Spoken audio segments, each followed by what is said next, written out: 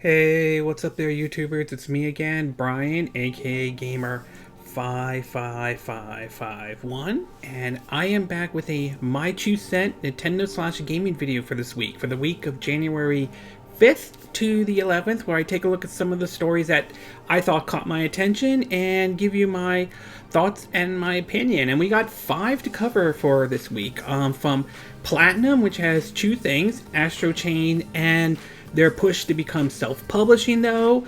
Rumors about the next Switch, to even rumors about possible Wii U ports coming to the Nintendo Switch.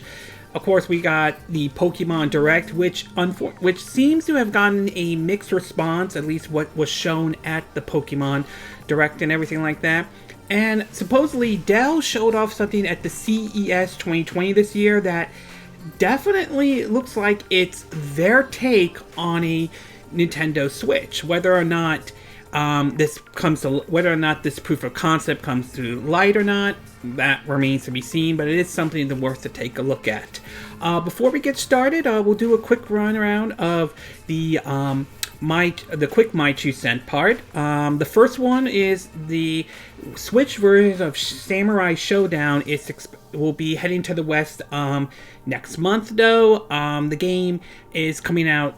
The game I believe, came out in December in Japan and will be coming out obviously in February for the West. This version came later after the release of the PS4 and the Xbox One version. We do know a PC version is happening, although no release date has been made no release date at least yet. But I hopefully with the Switch announcement coming, obviously a PC version will be announced soon. We also have supposedly a potential leak on when Overwatch 2 might be coming out, and basically, supposedly this tweet was deleted, but sometime in 2020, although no concrete release date has been made. As far as for Overwatch, I mean, it's certainly the PvE part definitely looks interesting. It's something I will keep an eye on, though. We know the game's coming to the Nintendo Switch. What we don't know, however, is whether this game will be released along with the other versions, like the PC, the PS4, the Xbox One, or is this coming on a separate date compared to the other version. But other than that, right now, supposedly the leak is 2020, but nothing concrete at this time. We also learned that during the CES, Sony revealed some stuff of the PS5, and one of the things that was trending was the logo, which is basically the same logo as the PS4, but they replaced the number 4 with the number 5, which... okay, it's the logo. I don't understand why the logo is trending and all that stuff. I think for a lot of us, we're just waiting for official concrete, the specs, what the system looks like, and of course, how much it's going to cost, and when will pre-orders start, and all that stuff. So the logo, like I said, I don't know why it's trending. I think it's kind of ridiculous. And the fact that they changed to 4 and 5, I mean, I think all of us knew that was coming, though. We also heard about basically Devil May Cry 3 for the Switch that will contain some new features, but they also announced certain dates in regards to Devil May Cry 3 for the Switch, and that has led to many speculations about the possibility of either like Dante could be in Super Smash Bros. Ultimate. There are rumors about supposedly the 5th final DLC character. Basically, this could be a sign that Nintendo will be announcing their Direct, an actual Direct, not the Pokemon one that happened soon, but we'll have to wait and see on that one. But we also heard that it could be that they're taking features that were in Devil May Cry 5 and adding them to the Switch version of Devil May Cry 3. Excuse me. And last but not least, though, we have certainly some Oddworld announcements. We know that Oddworld Strange Wrath is coming to the VIE shop, I believe, the 23rd of January. But there are also plans for a physical version, which no release date has been made, but I certainly will be looking forward to the physical version on that one. And supposedly we'll be getting 2 more Oddworld games, classic ones, coming to the Nintendo Switch as well.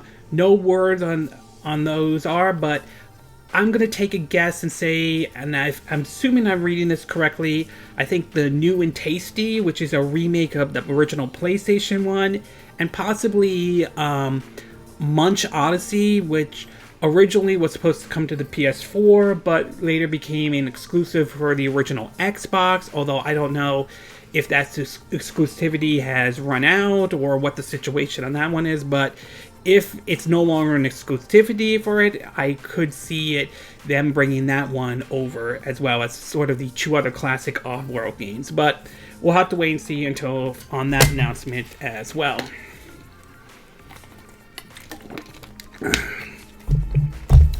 Alright, with that quick My 2 cent part out of the way, we'll get started with our first one, and this one has to do with in regards of the next Nintendo Switch, or Switch Pro, or Switch 2, however you want to call it though. Ever since the Switch came out though, there have been some rumors around sometimes in 2017, 2018, 2019, of discussions about the possibility of the next Nintendo Switch. There have been rumors about saying that it will be out this year, or it'll be out next year, it will be a more beefier version, and all that. There were rumors last year about, or back in 2018, about the idea of a smaller version of the Switch, one for casuals and one a beefier version. Obviously, the smaller Switch version turned out to be true, which turned out to be the Switch Lite. But with basically the PS5 and the Xbox Series X starting to come out this year, though, there are many now excuse me, that are reporting that Nintendo may be starting production of basically what some believe to be a Switch Pro. In two articles posted on Game Radar, the first one was an analyst who is making a prediction claiming that the Switch Pro will be released after the summer holidays, and claim that it will be 4K. According to the article, it reads, quote, "An analyst that has successfully predicted the Switch Lite says he has absolutely no doubt that Nintendo will launch a Switch Pro with 4K support in 2020. As part of a roundup, analysts predicted by Game Industry Buzz, excuse me, Katan, K-A-N-T-A-N Games, S-E-R-K-A-N, Toto, named a number of features he said will launch with the more powerful Switch console later this year. Alongside the 4K support, Toto said that the Switch Pro will feature a brief of hardware, take bigger cartridges, and cost $399, $400. If the analyst predictions are accurate, we'll see a Nintendo 4K Switch console release ahead of the PS5 and Xbox Series X with a system seller game.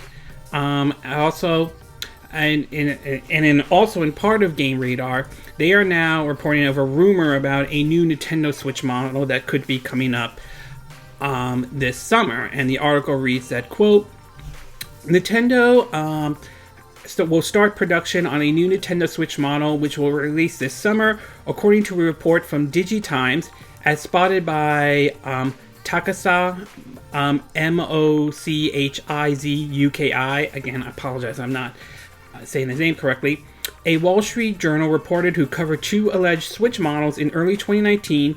The report claims that production will begin around the end of March, with a full release schedule for the middle of the year. This is all wildly unconfirmed and more than a bit shaky. While DigiTimes has been bang on with some Switch details in the past, it's also been wrong on several points. That being said, a notable pattern and the idea itself isn't too far-fetched. Now, as of right now, it's worth pointing out that Nintendo has not said anything in regards of a Switch Pro or a new Switch model or anything like that. The only new Switch model we've seen so far, outside of a Switch Lite, has been the one with the improved battery life and so forth. So that really has been the only thing at this time. As far as my take on this, I'm going to say this, and I may have said this before. While there's no doubt in my mind that a Switch Pro or Switch 2 will happen, given the partnership supposedly Nintendo and Nvidia have that would last about 2 decades or so,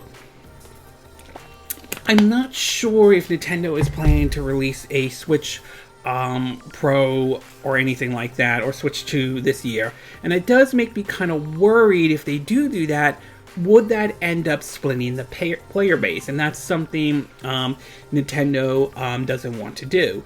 As far as the 4K part, though, I will admit to some degree that does sound a little bit far-fetched. That being said, there were rumors last year supposedly pointing towards NVIDIA working on a new Tegra X1 chip that supposedly does have 4K in it. I don't know if it's upscale 4K or not. So it's not far-fetched or anything like that. And if a Switch Pro or Switch 2 were to truly happen, I could see it being more powerful than the current Switch. I could see it possibly being more powerful than the base PS4 or the base Xbox One, but I'm not sure it's going to be as powerful as, say, like what the PS5 or the Xbox Series X is going to be, though. And given Nintendo's history as well, while they do focus on new tech, I doubt they want to push the system to, like, say, $400, given their history of trying to reach a certain price point and so forth. But I could be wrong on that as well. They could maybe do that. So I would say I'm taking this one with a grain of salt for right now. It's not. I certainly don't. I'm not ruling out that Nintendo will have like a Switch 2 or anything like that, given how successful the Switch is. And while some would argue and say that Nintendo should release one to keep up with the PS5 and the Xbox Series X, because many believe that Nintendo will be left behind, and that might be true to a certain extent, but I also look back at during the PS3 and the Xbox 360 era, where even though the Wii wasn't as powerful as those systems were, it still was financially successful, although some would argue some of that was based on appealing to the casual market. And one other thing that I could see Nintendo doing, although we don't know if they will do this or not, but it is certainly not out of the realm of the possibility, would be perhaps they release, say, a dock that has, like a more powerful, like a Tegra X1 chip or any other chipset that displays 4Ks or adds a bit of boost to the Nintendo Switch when it is in dock mode. This sort of sounds similar to what Nintendo did with the Nintendo 64. For those who may not have been around back then, Nintendo released something called the N64 expansion pack, and when you put that into the system, it basically did give a boost in terms of some of the visuals for certain games and so forth, though. Games like Turok 2 Seed of Evil took advantage of it. Star Wars Rogue Squadron took advantage of it, though. I would love to see Rogue Squadron make a comeback, thank you very much. And of course, The Legend of Zelda Majora's Mask. So it's possible Nintendo could, in a way, have a dock where basically it could be act as sort of like say the N64 expansion pack does. Again, I'm not saying that's going to happen, or anything like that, but it is possible. So we'll have to wait and see. So my overall takeaway from this is this. I don't doubt Nintendo will probably do a Switch 2 or Switch Pro, given how successful the Switch is and given the fact that Nintendo wants to keep the Switch going for a long time. There's no doubt in my mind that a more powerful Switch will eventually happen. I just don't know if I believe the prediction of it being a 4K or whether or not it will be released in midsummer of 2020. So we'll just have to wait and see, and we'll have to wait for confirmation on it. But until then, I'm going to take these reports and these so-called predictions right now with a grain of salt. Okay, we're going to take a quick break. When we get back, we're going to get to part 2, and this one has to do with what Dell showed at the CES 2020 of basically something called a concept UFO that looks like pretty much looks like a Nintendo Switch. So we'll take a quick break, and we will be right back.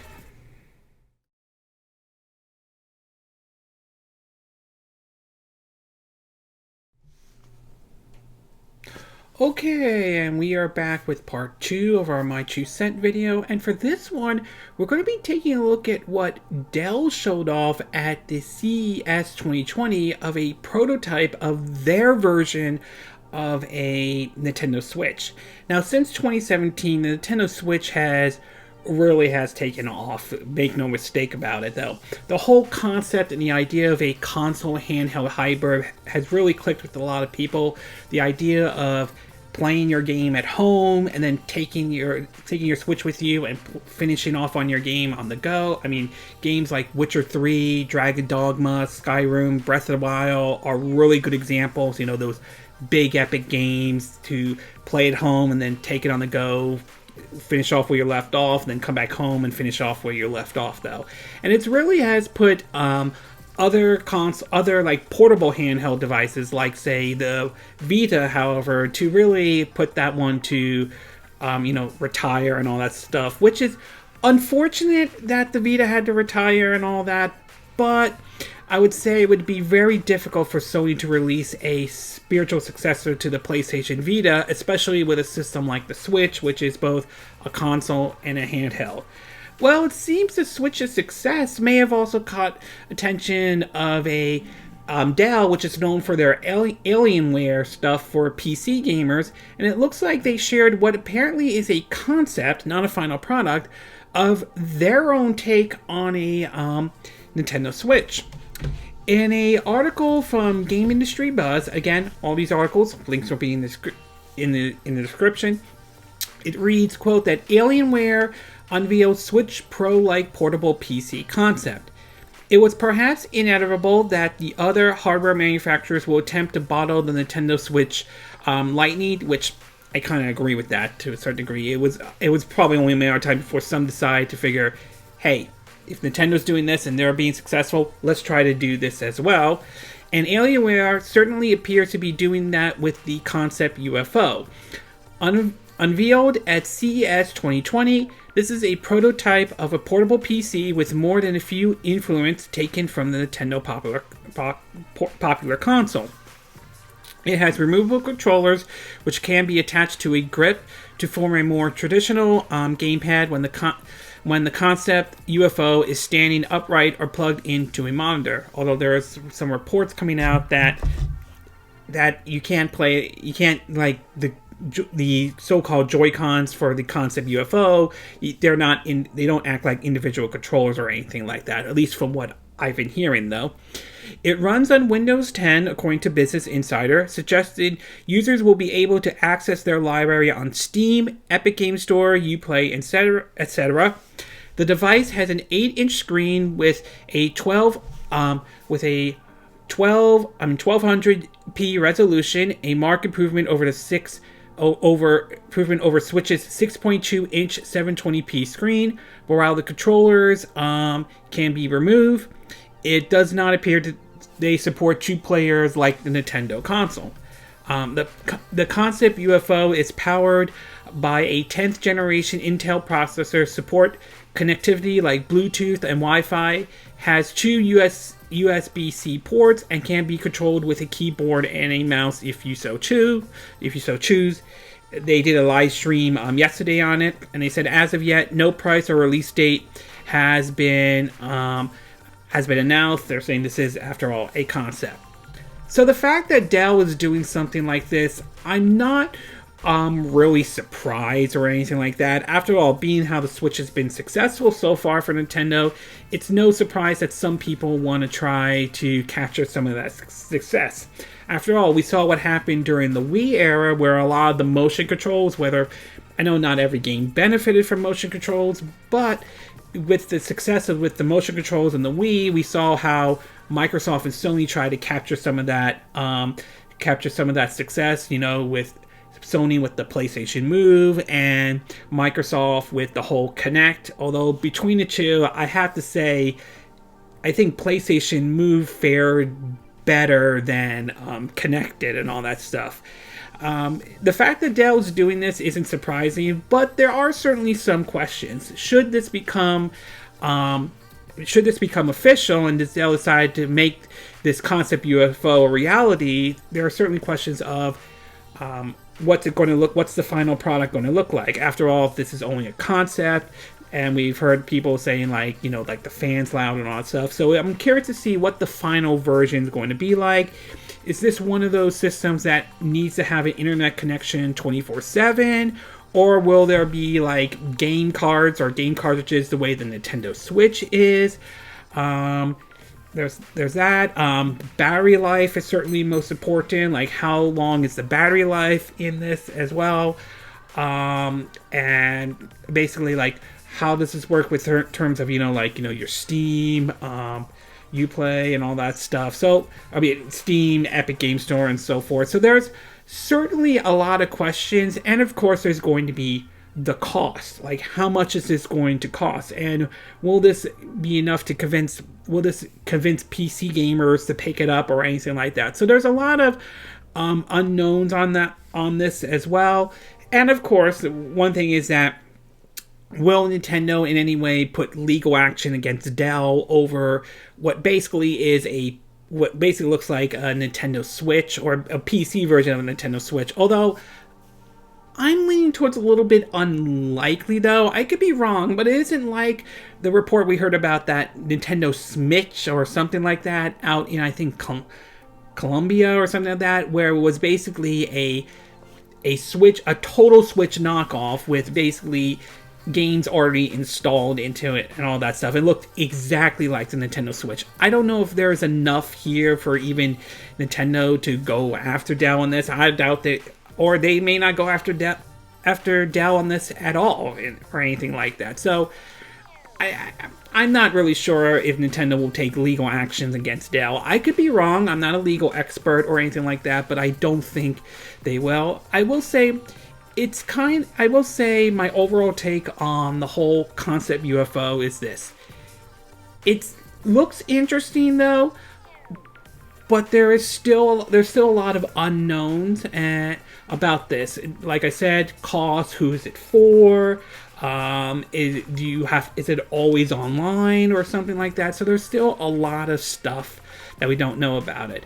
Whether this sees the light of day or not remains to be seen, and also whether or not this will pose any threat to the Nintendo Switch, that also remains to be seen on that one.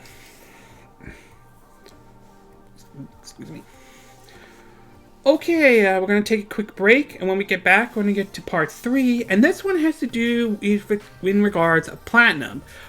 First, a deal they made with Tencent, which some of the response to this has been kind of mixed on that one, to supposedly good news in regards of the sales of Astral Chain. So we'll take a quick break, and we will be right back.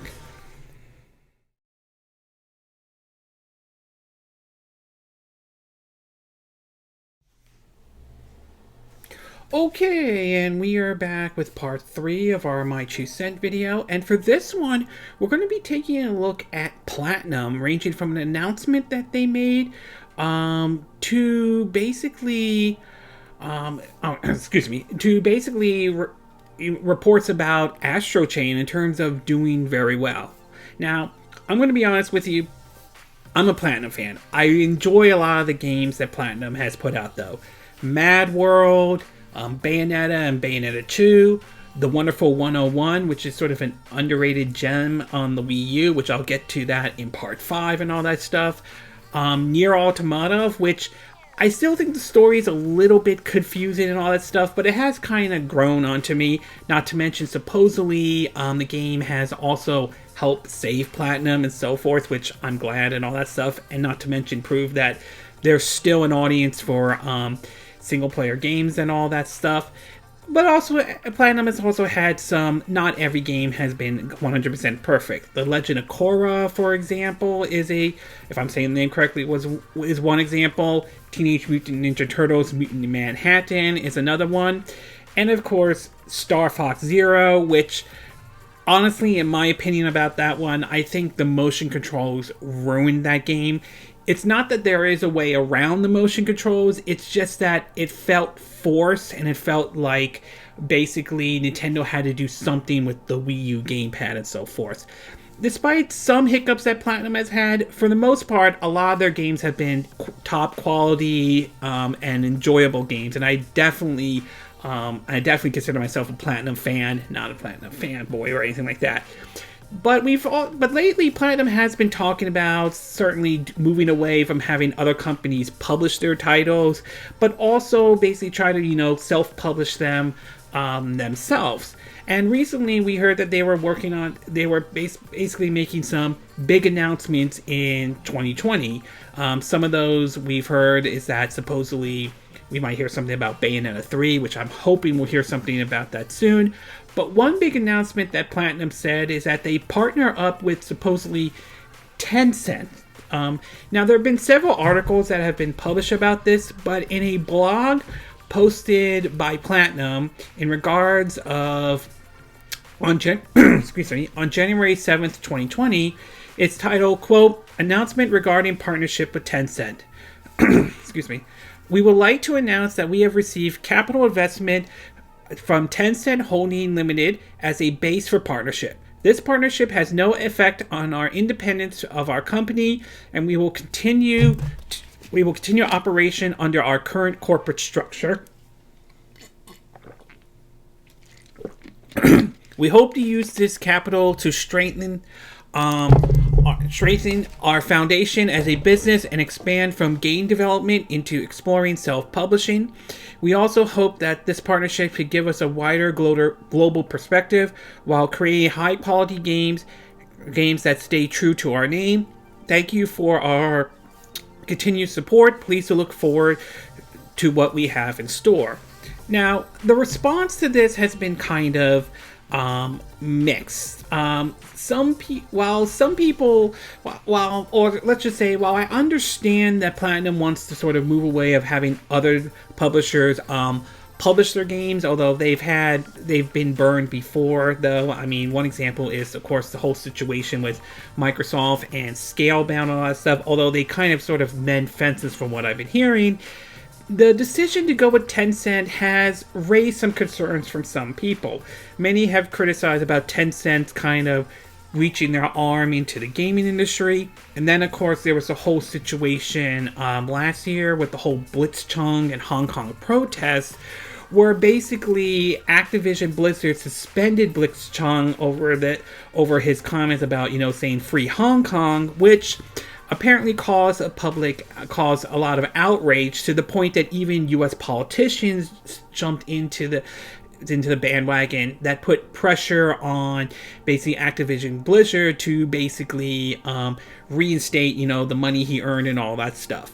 This led to criticism because of they were bending over backwards for China and all that stuff, and Activision Blizzard isn't the only one. Basically, the NBA got in trouble with this as well, and it kind of raised the question about a lot of people doing business in China claiming that they're sort of turning the other cheek of, like their human rights abuse and so forth. So there's some concerns about that. There's other concerns that Tencent might incorporate microtransactions into, Platinum games and ruin Platinum altogether, considering the quality games that they have put out and so forth. I understand the concern, and I don't entirely disagree with some of the concerns about this, but I'm going to take kind of a wait-and-see approach at this time to see where things are going.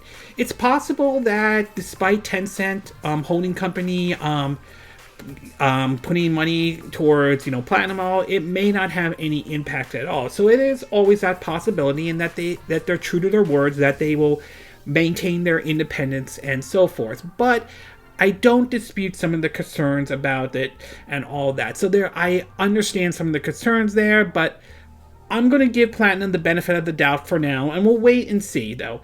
I mean, I certainly wouldn't be opposed to Platinum basically doing self-publishing, even publishing other titles, to even publishing their own games. But at the same time, I would also like for them to continue, having a partnership and all that stuff. Especially with Nintendo, especially with the whole situation with Bayonetta 3 and so forth, and Astral Chain and all that. Speaking of Astral Chain, it is worth pointing out that apparently, at least according to what was said in an issue of Famitsu magazine, it seems that Astral Chain may have done very well. According to an article from Destructoid, again, link will be in the description. Let me get it up. It reads that, quote, Platinum Games' dystopia anime adventure Astral Chain might not have been on the top of many shopping lists when 2019 started until they did a direct in February, and people were surprised Platinum was working on this brand new IP and so forth, but succeeded in creating quite a buzz in the months up to its release, eventually having a successful launch and even making it to the top of the UK charts. Speaking in a new interview with Famitsu, game director Tatsunada, if I'm saying the name correctly, Taura, said that the team at Platinum Games was very happy with the sales figures, which surpassed their initial expectation.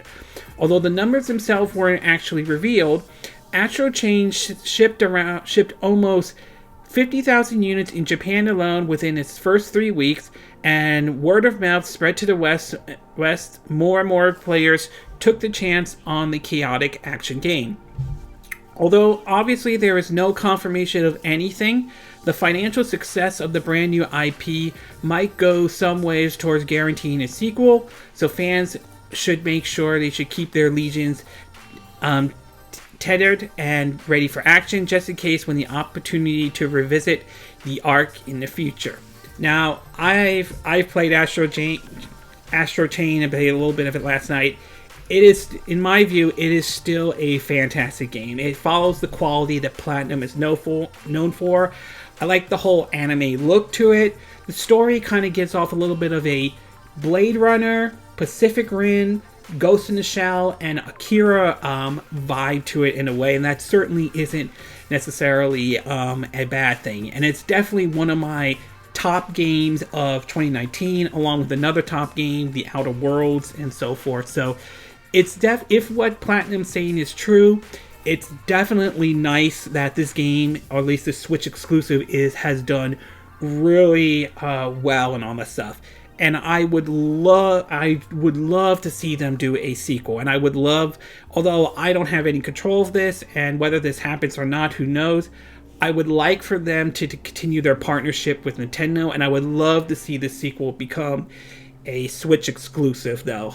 If it happens, it happens. If not, or anything like that. So my overall take about Platinum is, I understand Platinum wants to do self-publishing and do their own thing and all that stuff, and I certainly am not against that in any way, but I also understand the concern people have with Tencent and China and so forth. And with Astral Chain, at least according to Platinum, being a financial success, I do hope to see Platinum and Nintendo continue with this partnership, and I would definitely would love to see a sequel to Astral Chain. Okay, we're going to take a quick break, and when we get back, we're going to get to part 4, and this one has to do with the Pokemon Direct. So we'll take a quick break, and we will be right back.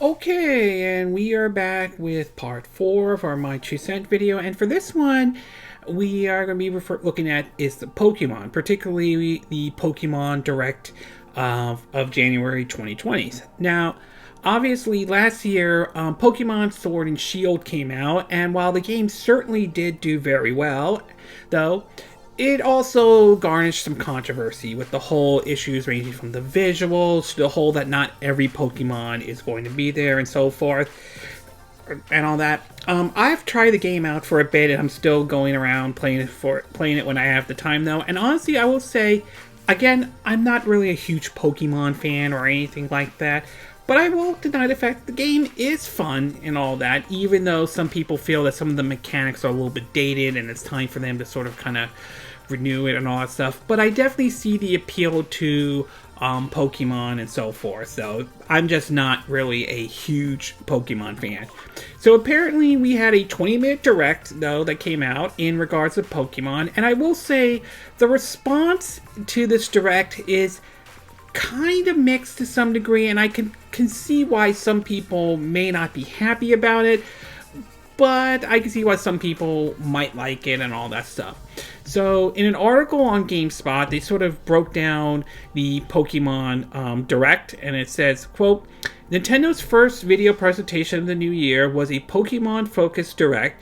The broadcast packed a lot of information into the 20-minute streams with details on more monsters coming to Pokemon Sword and Shield, a release date for the cloud-based storage Pokemon Home, and a surprise remake of a classic roguelike.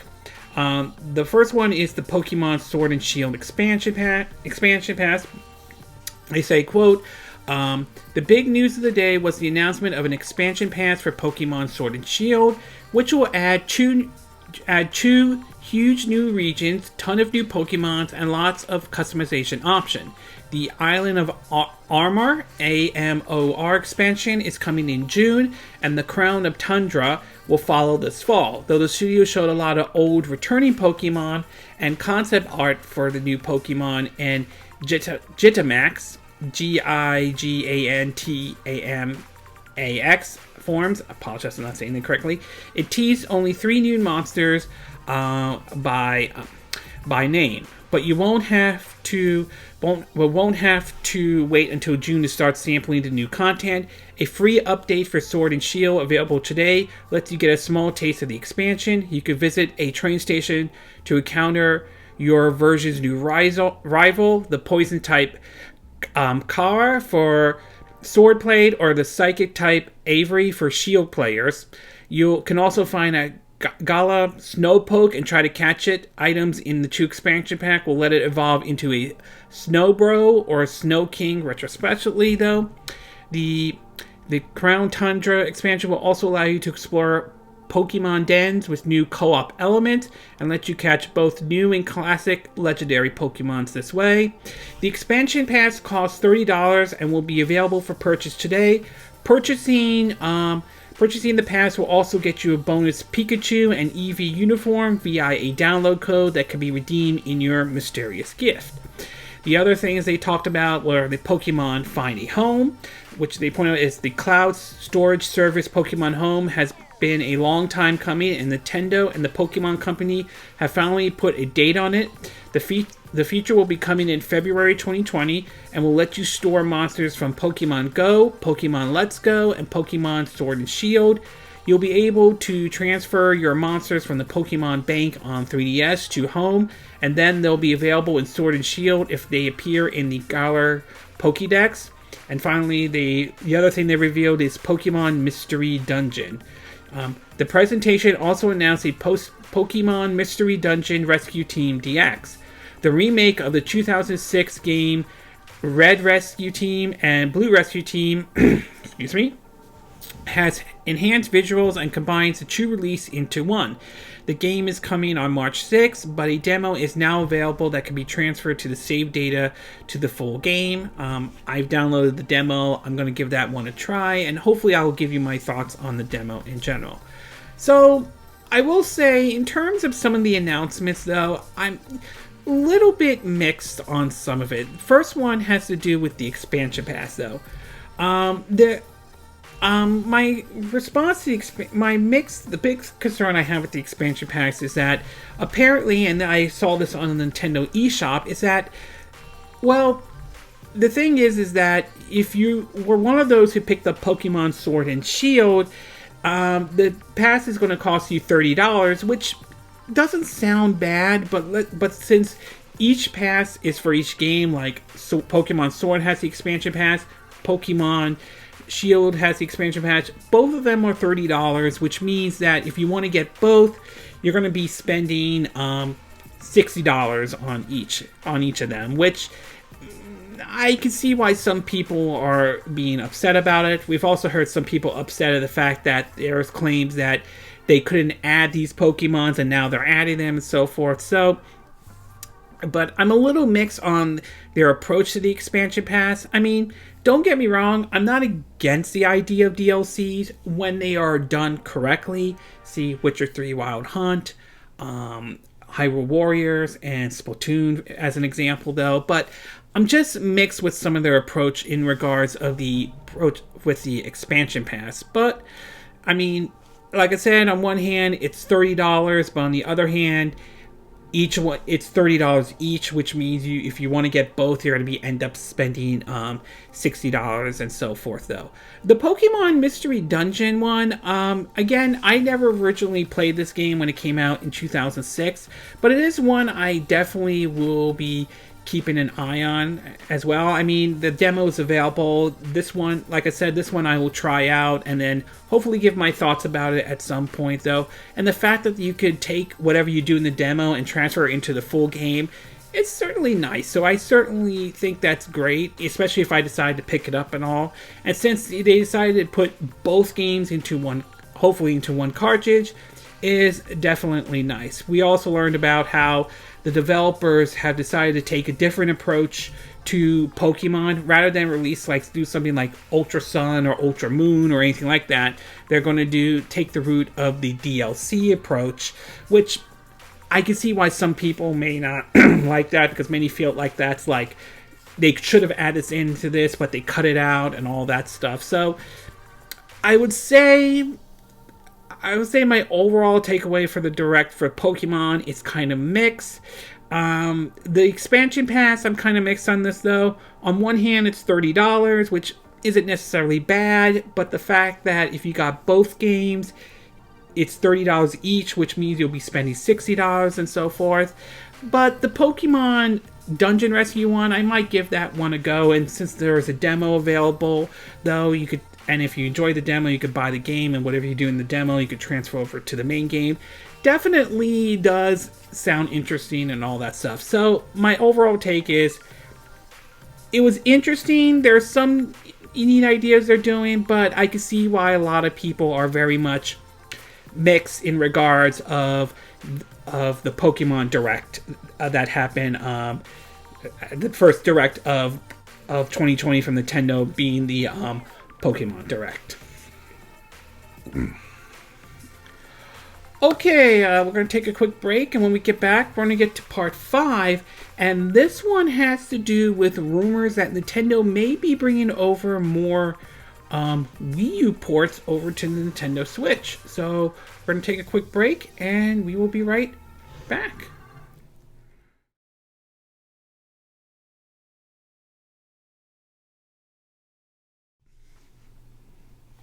Okay, and we are back with part 5 of our My Two Cents video, or should I say the 5th and final part of this My Two Cents video. And for this one, we're going to be taking a look at supposedly some rumors about basically the possibility that several Wii U games could be making their way over to the Nintendo Switch.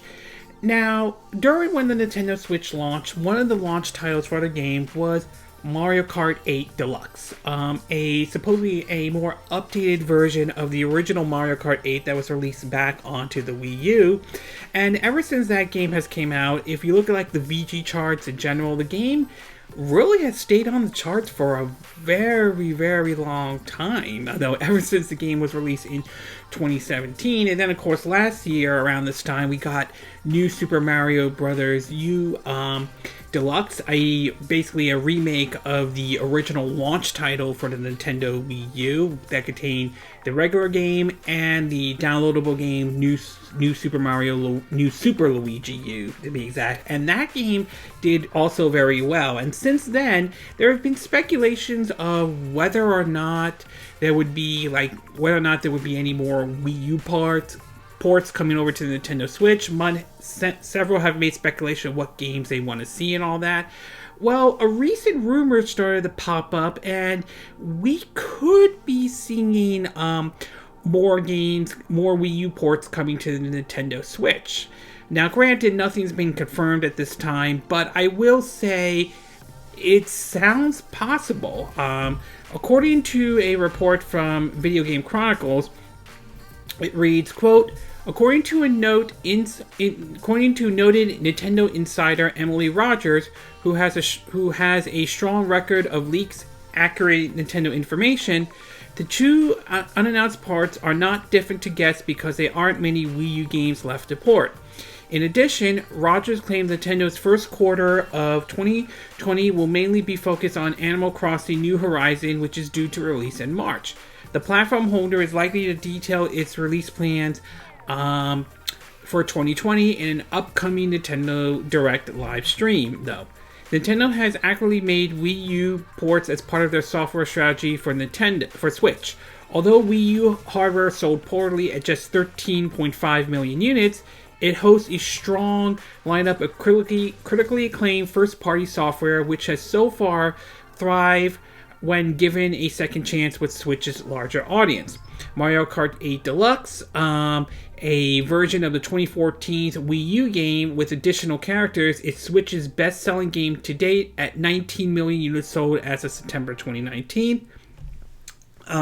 Meanwhile, New Super Mario Bros. U Deluxe has sold 4.59 million units in its first 9 months of release, while non-Mario titles like Donkey Kong Tropical Freeze and Captain Toad's Treasure Tracker has sold 2.2 million and 1.2 million as of March 2019. Nintendo has also ported Bayonetta 2 and Hyrule Warriors Hyrule Warriors is planned to release the remastered Tokyo Mirage Session, Fire Emblem, and Xenoblade Chronicles in 2020, although Xenoblade Chronicles, the Xenoblade Chronicle 1 is a remake of the original title released late in the Wii's life cycle. They never did a Wii U version or anything like that.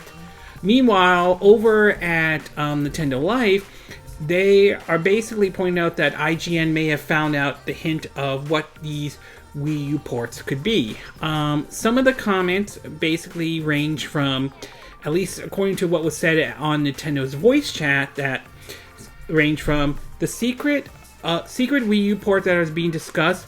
One of them is a 9 out of 10 for me, and one of them is more a 6 out of 10. And then one of them went to refer to saying, I really like what Nintendo did with their take on real-time strategy games. Now, granted, nothing has been confirmed at this time. We don't know if this rumor is true. And of course, Emily Rogers, supposedly, yes, sometimes she's gotten some things right, but she's also gotten some things wrong at the same time. So it's worth taking this with a grain of salt. That being said, I'm leaning a little bit more towards believing this information is probably true, given how well I think Donkey Kong Tropical Freeze, Hyrule Warriors Definitive Edition, and Captain Toad's Treasure Tracker, along with New Super Mario Bros. U Deluxe and Mario Kart 8 Deluxe, how well those have done on the Switch, it wouldn't surprise me. Oh yeah, and Bayonetta 2 as well. It wouldn't surprise me if Nintendo is digging through several of their Wii U ports and basically decided that it's probably best to bring these over.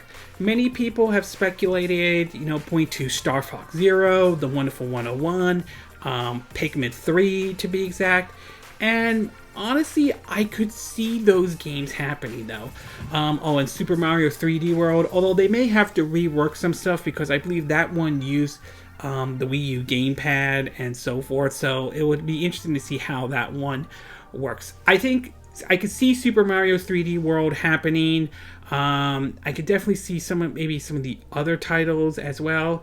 If I had my way and what I would like to see though, I would say my 3 would be number 3 would be definitely Pikmin 3 to be exact. I think that would be a great game to port over to the Switch. It's the type of game that you can use. On one hand, it can use the Joy-Cons in a way like the Wii Remote and Nunchuck were for Pikmin 3, and not to mention the Wii ports of Pikmin 1 and 2. Would like to see both of those come to the Switch as well. So I could see that one. The other one I could think of, is The Wonderful 101, an underrated gem on the Nintendo Wii U. That would be great to bring over to the Nintendo Switch. They may have to rework some things, especially considering the original one did a lot of the, draw on the Wii U gamepad to do certain shapes and all that stuff. They may have to make some changes to that, but that I definitely would like to see come to the Nintendo Switch. If Bayonetta 2, I think that did well on the Switch. If that did well, I can't see how the Wonderful 101 wouldn't have another shot in seeing how well that one does.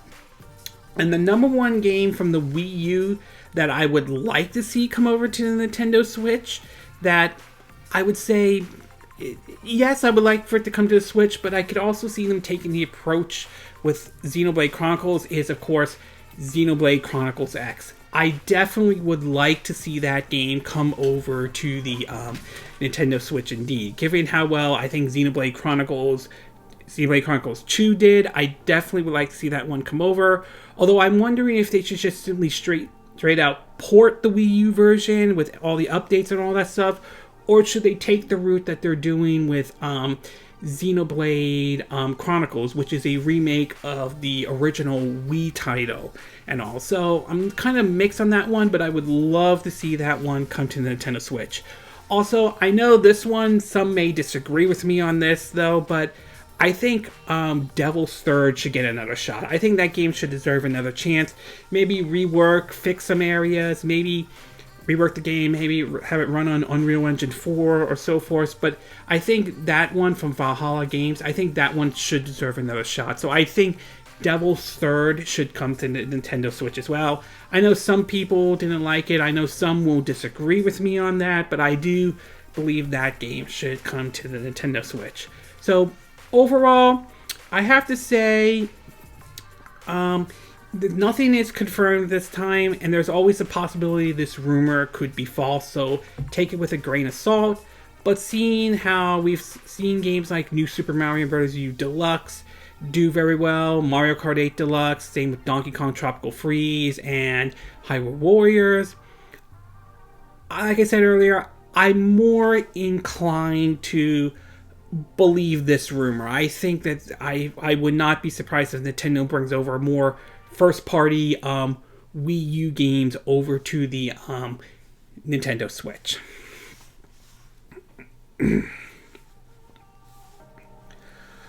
Okay, this concludes this My 2 Cent video for this week. And again, these are my opinion. What are yours? What are your thoughts about the rumors about the Switch Pro or the Switch 2 or the Switch Revision? Do you think these rumors are true? Do you think we will see a Switch Pro or Switch 2 or Switch Revision this year? Do you think this is the right time to do it? Or do you think the Switch is okay right now, even when the PS5 and the Xbox One Series X comes out?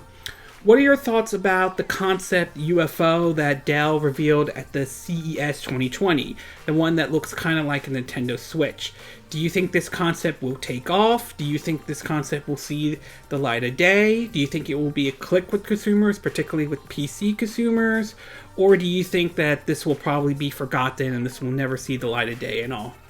What are your thoughts about Platinum teaming up with this Tencent holding company to make them do more publish their own titles? Do you think this is a good idea?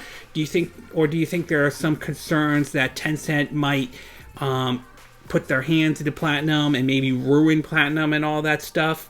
Or do you don't think it's not as big of a deal as some people are saying? And of course, what are your thoughts about Astral Chain being a success? Do you think this is a good thing? Do you think this opens the door to the possibility we could see a sequel to Astral Chain? And do you think Platinum should continue doing more game, teaming up and having a partnership with Nintendo and doing more of these type of games, to be exact? What are your thoughts about the Pokemon Direct? Were you pleased with what was announced with the Pokemon Direct? Were you not pleased at all? Do you like the idea of the expansion pass in any way? Are you okay with them costing $30 each? Or the Pokemon Dungeon Crawler, or that roguelike one that's being remade? I think it was Red Team Rescue and Blue Team Rescue. And the whole idea of Pokemon Home. Did you enjoy the Direct, or did you not enjoy the Direct? Do you think some people are blowing it way out of proportion? And what are your thoughts about these possibility of more Wii U games coming to the Nintendo Switch? Do you think this is going to happen at all? Do you think it's not going to happen at all? Do you think Are there any Wii U ports you think should come to the Nintendo Switch in any way? Are there anyone in particular that crosses your mind at all? Do you agree with what I said in this video? Do you disagree? Do you have a difference of opinion? As always, sound off on the comment section below. Let me know what you think. And I hope you hit that like button. I would appreciate it. And I hope you do subscribe to my YouTube channel. If you do, make sure you hit the bell icon for notifications of any new videos I put up. Also, feel free to share this video if you want to, and feel free to donate to my channel if you like. You could do it through PayPal Me or Patreon. Links will be in the description of this video. And I will see you again next time when I do another video. Hopefully that will be soon. Until then, from Southern California, wish you all a good day then. Bye!